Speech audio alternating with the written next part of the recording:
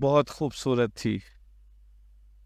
مجھے یاد ہے جب میں 3-4 سال کی تھی تب میں نے ماں کے ساتھ کام پر جانا شروع کیا تھا۔ میں ماں کا ہاتھ بٹانے کی بجائے اس کو تنگ کیا کرتی تھی۔ جب ماں میری رو رو سے زچ آ جاتی تو کبھی مجھے پیار کرتی اور کبھی 2-3 تھپڑ رسید کر کے اپنی قسمت کو کوسنے لگتی تھی۔ آہستہ آہستہ شعور آنے لگا تو میں ماں کو تنگ کرنے کی بجائے اس کا ہاتھ بٹانے لگی۔ اس دوران ماں نے کئی گھر بدلے اور میں اس کی محنت و مشقت کا ایک لازمی جز بنتی گئی۔ ہوش سنبھالتے ہی اپنے باپ کو ہوش و خرد سے بیگانہ پایا۔ نشے کی دلدل میں وہ تمام عمر غرق رہا۔ ماں جتنا بھی کوستی وہ پتھر کی صورت بنا سنتا رہتا۔ ایک دن مزدوری کر لیتا تو ایک ماہ فارغ رہتا۔ گھر کا خرچ ماں کے کندھوں پر تھا۔ مجھ سے چھوٹے 7 بہن بھائی اور تھے، بھوکے پیاسے، روتے سسکتے ہوئے ننھے منھے انسانوں کی اس فوج سے ہماری کٹیا میں بچال سا رہتا تھا۔ اس بھوکی پیاسی فوج کو ماں اکیلا نہیں پال سکتی تھی۔ باپ تو نشے کی دلدل میں گردن تک دھنس چکا تھا۔ وہ گھر سے بیگانہ ہو کر کبھی قبرستان اور کبھی کسی مزار پر فقیروں کے ڈیرے پر رہنے لگا۔ تبھی ماں نے میرے لیے کام ڈھونڈنا شروع کر دیا۔ میں چاہتی تھی کہ میرے بہن بھائی بھوکے نہ رہیں، لہٰذا خوشی خوشی کام پر جانے لگی۔ جب میں 12 برس کی ہو گئی تو تمام کام کرنے لگی۔ ماں بیمار ہو جاتی تو میں گھروں میں ماں کی جگہ کام کر لیتی۔ واصف کے یہاں کام کرتے ماں کو 2 سال ہو گئے تھے۔ یہ میاں بیوی شریف لوگ تھے۔ ان کے یہاں میں ماں کے ساتھ جاتی تھی۔ ان کی بیگم مجھ سے محبت سے پیش آتی۔ وہ بیمار رہتی تھی، انہیں سانس کی تکلیف تھی۔ جب تکلیف بڑھ جاتی میں ان کی خدمت پر مامور ہو جاتی، انہیں دوا پلاتی، چائے وغیرہ دیتی۔ وہ مجھ کو بہت چاہتی تھی کیونکہ میں ان کی خدمت کرتی تھی۔ شکل و صورت میری اچھی تھی۔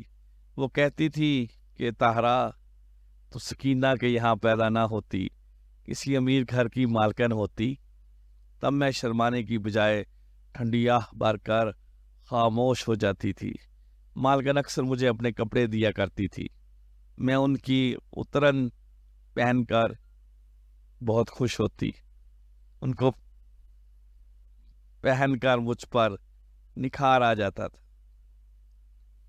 میرا بدن چھریرا تھا، وہ بھی بیماری سے دبلی ہو گئی تھی۔ ان کے کپڑے مجھے ٹھیک آ جاتے تھے۔ جب کبھی بے نہا کر ان کے دیے لباس پہن لیتی تو مالکہ مجھ کو دیکھ کر خوف کھا جاتی، کہتی لڑکی خود کو چھپا کر رکھ، یہ دنیا بڑی بری جگہ ہے، گھر سے نکلتے ہیں سمے چادر اوڑھ لیا کر۔ لہٰذا میں جب گھر جاتی تو خود کو ایک بڑی چادر میں چھپا لیتی۔ میں اتنی خوبصورت تھی کہ سڑک پر چلتے لوگ مجھے مڑ مڑ کر دیکھتے تھے۔ واصف صاحب عمر رسیدہ صوفی منش انسان تھے، نماز روزے کے پابند اور دل میں خوف خدا رکھنے والے انسان، مگر اللہ تعالیٰ نے ان کو اولاد کی نعمت سے محروم رکھا تھا۔ شاید اسی لیے وہ مجھ سے ایسا سلوک رکھتے تھے جیسا کوئی اپنے بچوں سے رکھتا ہے۔ انہی دنوں سنا کہ ان کے چھوٹے بھائی دبئی سے آ رہے ہیں۔ ان کا نام عارف تھا۔ میرا کام بڑھ گیا کیونکہ واصف صاحب نے کہا تھا کہ میرے چھوٹے بھائی کو کوئی کمی محسوس نہ ہو۔ وہ میرا بھائی ضرور ہے، لیکن میں اسے اپنا بیٹا سمجھتا ہوں۔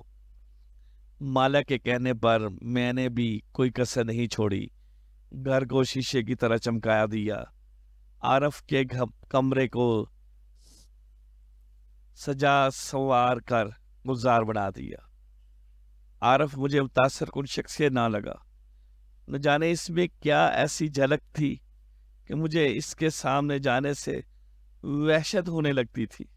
اس کے آ جانے کے بعد جلد گھر جانے کی کوشش کرتی تھی، ہر طرح اس سے پہلو بچا کر رکھتی تھی، لیکن جتنا میں اس سے کنی کتراتی وہ میرے پیچھے آتا اور کوئی نہ کوئی بات شروع کر دیتا۔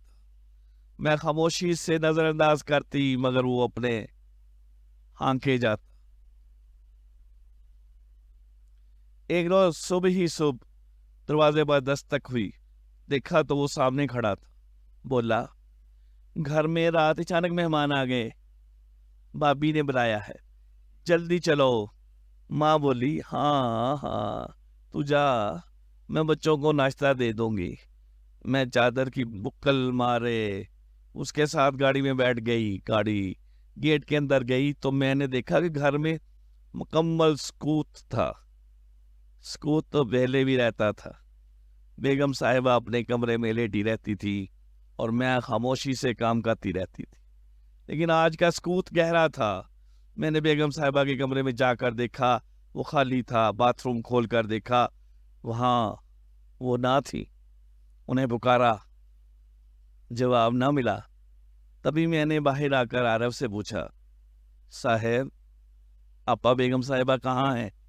کہنے لگا، ان کے بھائی کا ایکسیڈنٹ ہو گیا ہے، بھائی صاحب اور بھابھی ملتان گئے ہیں، وہ شام تک لوٹیں گے۔ مجھے بھی جانا ہے، اسی لیے تمہیں لایا ہوں۔ اگر وہاں بتا دیتا تو تم گھبرا جاتی۔ گھر کا خیال کرنا، لیکن پہلے مجھے ناشتہ بنا دو۔ میرا دل تک سے خود پر قابو پا کر میں باورچی خانے چلی گئی اور اس کے لیے ناشتہ تیار کرنے لگی۔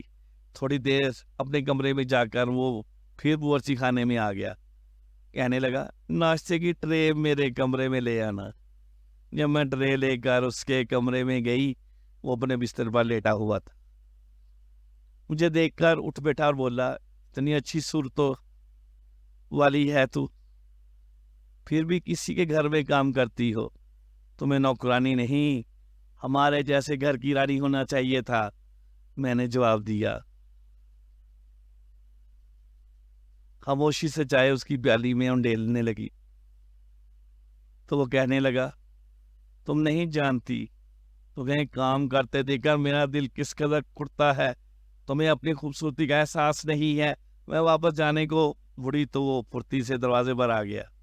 میں نے کہا، صاحب رستہ چھوڑو، ایک شریف انسان کے بھائی ہو آپ، ان کی شرافت کا تو لحاظ کرو۔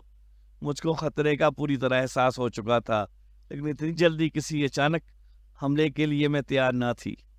تبھی میری فریاد ایک بے بس پنچھی کی مانند شیشے کے دروازوں اور دیواروں سے ٹکرانے لگی۔ غم کے مارے میں تو مر جاتی کہ اچانک کسی نے گھنٹی بجائی۔ یوں اس کو گیٹ پر جانا پڑا۔ میں پچھلا دروازے سے بھاگ کر گھر پہنچی۔ میری صورت تھی۔ ماں مجھ کو دیکھ کر چونک گئی۔ میں نے سب کچھ ان کو بتا دیا۔ اس پر تھوڑی دیر کے لیے سکتہ طاری ہو گیا۔ وہ خاموشی سے سر پکڑ کر دیوار کے سہارے بیٹھ گئی، کہنے لگی، اگر تیرا باپ نشہ نہ کرتا اور غیرت مند ہوتا تو عرب کا نشان باقی نہ رہنے دیتا، مگر ہم تو اس کے ہوتے غریب اور لاوارث ہیں۔ رات بھر میں اپنی جگہ اور ماں اپنے بستر پر جاگتی رہی۔ صبح میں نے یہ کام پر جانے سے انکار کر دیا، مگر ماں نے کہا، بیٹی ہم غریب ہیں، تو جہاں بھی کام پر جائے گی کوئی نہ کوئی بات ہوگی، تم ذرا مجھے وہاں جانے دو۔ کیا بتا بیگم صاحبہ اور صاحب آ گئے ہوں، ان کو قصہ بتا کر ہی کام چھوڑیں گے۔ وہ نہیں ہوں گے تو عرف ہوگا، اس سے بات کروں گی، ورنہ مالک اور مالکن ہم کو نمک حرام اور چور سمجھے گے۔ واصف صاحب اور ان کی بیگم نہیں لوٹے تھے، عارف گھر میں موجود تھا۔ ماں نے اس سے کہا، تم نے میری بیٹی کی طرف کیا سمجھ کر ہاتھ بڑھایا؟ ہم غریب ضرور ہیں مگر محنت کر کے کھاتے ہیں۔ میں واصف صاحب سے تمہاری شکایت کروں گی اور سارا قصہ بتاؤں گی، طاہرہ بھی آئے گی اور سامنے بات ہوگی۔ وہ کہنے لگا، مجھے معاف کر دو خالہ، میری بھائی بھابھی کو نہ بتانا، میں تو ویسے چند دن بعد دبئی واپس جا رہا ہوں، تم کام چھوڑ دو یا بھابھی تم کو نکال دیں، دونوں صورتوں میں نقصان تمہارا ہے۔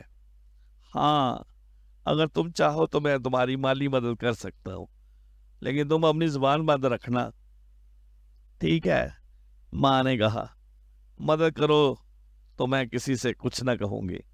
عارف نے ماں کو 20,000 روپے دیے اور کہا کہ یہ رکھ لو، تمہارے کام آئیں گے، کل سے تمہاری بیٹی نہ صحیح، تم آ کر میرا کھانا بنا دینا جب تک بھابھی اور بھائی نہیں آتے۔